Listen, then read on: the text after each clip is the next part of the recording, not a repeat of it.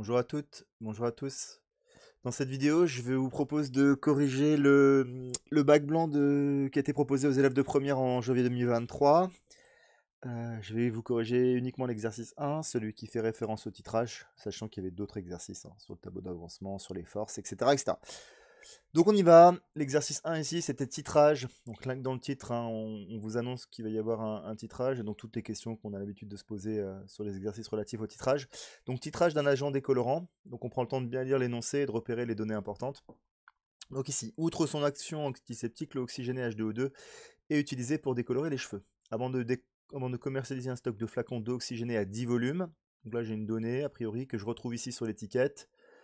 Donc probablement que je vais devoir retrouver dans la dernière question de l'exercice quelque chose où je dois trouver que dans mon eau oxygénée, je dois retrouver 10 volumes. Qu'est-ce que ça veut dire? Pour l'instant, je ne sais pas trop, je verrai sans doute par la suite.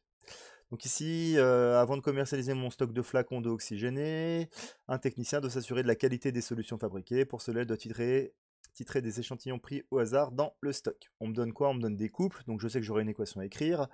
On me demande un spectre d'absorption, enfin on me donne un spectre d'absorption, on me donne une concentration ici, on me donne un cercle chromatique, donc je sais que j'ai une couleur à mon avis qui va être utile à un moment donné. Donc pour réaliser le titrage de l'eau oxygénée, H2O2, contenu dans l'agent décolorant les cheveux, on dispose d'une solution de permanganate de potassium, les ions de permanganate MnO4-, et on vous dit que la concentration molaire en ion MnO4-, elle est de 0,05 mol. Donc déjà tout de suite, moi, dans un titrage, je repère l'espèce titrée, celle que je recherche, a priori c'est H2O2, et celle que je vais utiliser pour déterminer cette concentration, ce qu'on appelle l'espèce titrante, et ici ça va être MnO4-. À l'aide des données, déterminer la couleur de la solution de permanganate de potassium, justifiée. Bon là on se rappelle, on regarde le spectre d'absorption, on regarde ici la couleur qui est la plus absorbée. Ici, le permanganate de potassium, il absorbe le vert principalement, donc là le lambda max, il est à peu près à 530-540 nanomètres. Je regarde sur mon cercle chromatique, ça veut dire que ça absorbe principalement ici le vert, et donc la couleur du permanganate de potassium, c'est la couleur complémentaire du vert, c'est le rouge. Donc ici, mon permanganate de potassium, ça va être un rouge un peu violacé, mais un rouge. Question 2. Donner la définition de l'équivalence pour un titrage. Bon là, c'est la définition du cours. À l'équivalence, les réactifs titrés et titrants sont dans les proportions stoichiométriques. On a changement de réactif limitant. Donc qu'est-ce que je peux écrire si j'ai l'équation ici? La quantité au départ de l'espèce titrée, c'est-à-dire H2O2, divisé par le coefficient stoichiométrique devant H2O2, là c'est un 5, est égale à la quantité que je rajoute à l'équivalence de MnO4-, divisé par le coefficient stoichiométrique, c'est-à-dire ici un 2. Question petit 3. Sachant que seul l'ion permanganate présente une forte coloration, et que les autres espèces chimiques sont incolores ou très faiblement colorées, précisez comment sera repérée l'équivalence du dosage. Alors là, j'ai juste remis les 3 premières questions, j'ai isolé le reste du sujet, donc j'avais pas besoin pour l'instant. Donc moi, je vous conseille toujours de faire un petit dessin du titrage, même si on vous le demande dans la question 4. Donc là, dans mon titrage, j'ai l'espèce titrée, le H2O2 en bas, l'espèce titrante, le MnO4- en haut. On me dit que parmi toutes les espèces de l'équation, la seule qui est colorée, c'est MnO4-. On a trouvé sa couleur, c'était un rouge un peu violacé, rouge. Toutes les autres espèces sont incolores ou faiblement colorées. Et donc là, on va se poser la question, qu'est-ce qui se passe? Au départ, dans mon bécher, j'ai quoi? J'ai que H2O2. Donc ma solution au départ, elle est incolore. Qu'est-ce qui se passe? J'ouvre ma burette, ici graduée, j'ai une petite goutte de MnO4- qui tombe, une deuxième goutte de MnO4- qui tombe. Donc au départ, le H2O2, il est en excès, MnO4- il est limitant, un MnO4- il disparaît tout de suite, et il réagit avec H2O2. Donc la couleur violette, elle disparaît aussitôt, et donc au départ, ma solution, elle est incolore. Et puis je rajoute du MnO4-, je rajoute du MnO4-, je rajoute du MnO4-, et à un moment donné, je mets suffisamment de MnO4- pour que tout le H2O2 ait réagi. Et une fois que tout le H2O2 a réagi, quand je rajoute une nouvelle goutte de MnO4-, cette fois le MnO4- il ne peut plus réagir, et donc ma solution elle va rester rouge. Donc comment je vais repérer ici l'équivalence? Avant l'équivalence, c'est H2O2 qui est en excès.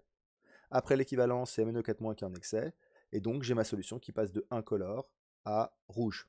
À ce moment-là, je sais que j'aurai atteint l'équivalence. Question petit 4.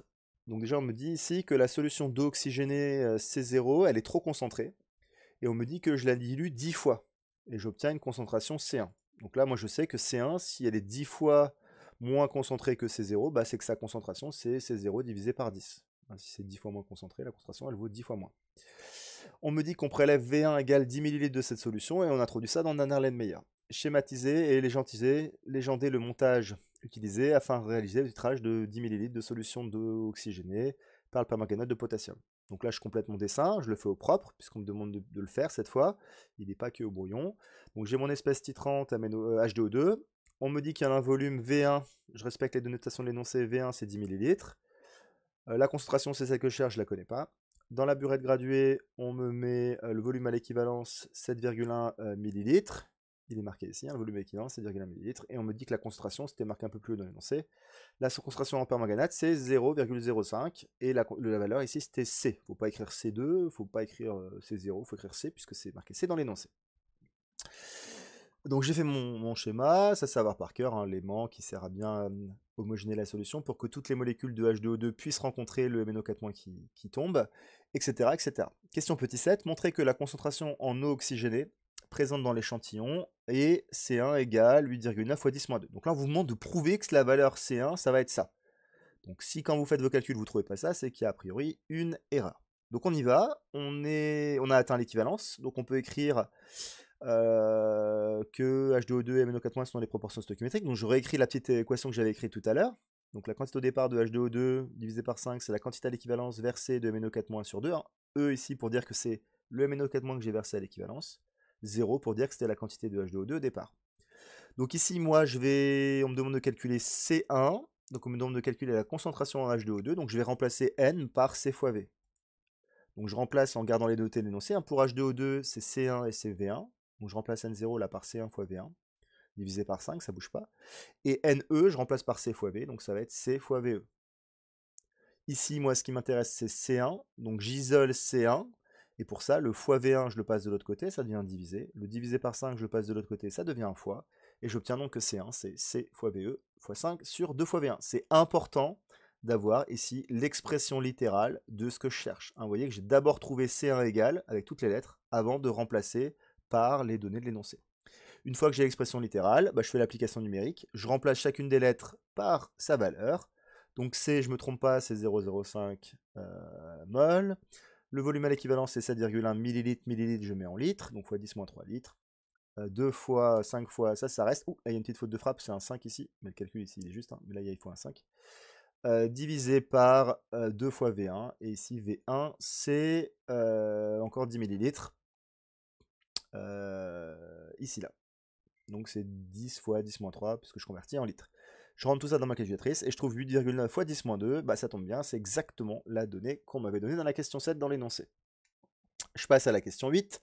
En déduire la concentration C0 de la solution d'eau oxygénée initiale. Donc ça, je me rappelle, on avait dit que C1, c'est la solution diluée d'eau oxygénée.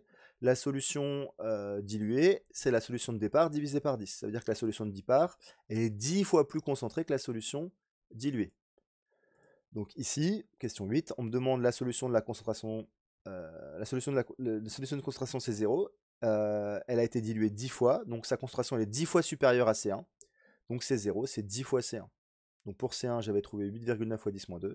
Donc 10 fois 8,9 fois 10-2, ça fait 8,9 fois 10-1. Ce qui veut dire 0,89. Donc c'est 0. La concentration au départ en eau oxygénée, c'est 0,89 mol par litre. On me dit maintenant, dernière question, que la concentration des solutions d'eau oxygénée est généralement indiquée en volume. Ah tiens, ça me rappelle quelque chose, sur l'étiquette, j'avais déjà lu ce mot-là, volume. Par définition, on vous dit que 1 litre d'eau oxygénée à X volume est susceptible de dégager X litres de O2 par dismutation de H2O2. Réaction de H2O2 sur lui-même. Bon là je comprends pas trop, a priori quand je suis en première, je me dis tiens ça doit pas servir à grand chose. Ce qu'on me dit par contre ici, c'est ça qui est important, c'est que la correspondance, elle est approximativement de 11,2 volumes pour 1 mol par litre. Ça veut dire quoi? Ça veut dire que mon eau oxygénée là, si vous avez une concentration en H2O2 qui vaut 1 mol par litre, vous allez être capable de libérer 11,2 volumes de gaz. Bon, la question qu'on se pose, nous, c'est qu'on n'a pas trouvé 1 mol par litre comme concentration. On a trouvé combien pour C0? On a trouvé 0,89 ou 8,9 fois 10-1. Et là, on vous demande en gros à quel volume ça correspond. Bon, là, c'est juste un petit produit en croix. On avait dit généralement que la dernière question, soit on a une masse à calculer, soit une concentration massique à calculer, une petite formule, soit on fait un petit produit en croix. A priori, là, c'est un produit en croix. 1 mol par litre, ça correspond à 11,2 volumes. Donc 8,9 fois 10-1 mol par litre, je fais un produit en croix, ça fois ça divisé par ça, et je trouve que ça fait 10 volumes. 9,97 je crois, mais si on garde deux chiffres significatifs, ça fait bien 10. Et donc on retrouve les 10 volumes comme indiqué sur l'étiquette. Hein, donc vous remarquerez que dans la question 7, on vous avait donné la concentration C1. C'est pour permettre aux élèves, voilà, que même ceux qui n'ont pas réussi à trouver la concentration 1, ils peuvent quand même faire les questions 8 et 9 à partir du résultat. Donc voilà, c'est un exercice typique sur les titrages. On avait le schéma, l'équation, on avait trouvé la relation à l'équivalence, dire ce qui se passe à l'équivalence, comparer une valeur théorique. Bref, il y avait toutes les caractéristiques d'un exercice sur le titrage. J'espère que c'était clair et je vous dis à bientôt. Au revoir.